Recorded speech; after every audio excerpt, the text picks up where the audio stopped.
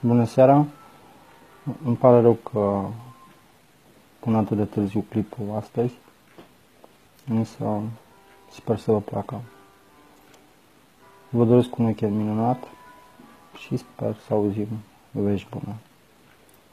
Mulțumesc tuturor celor care m-au ajutat să fac acest clip frumos.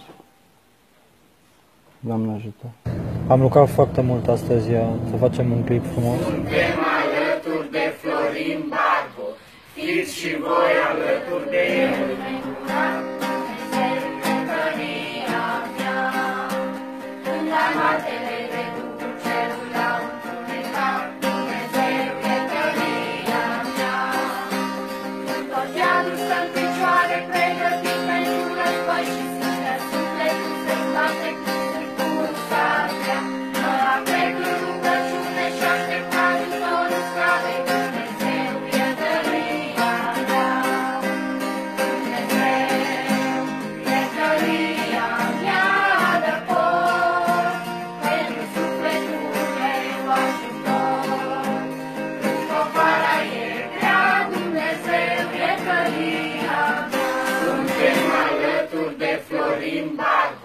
Fiți și voi alături de el.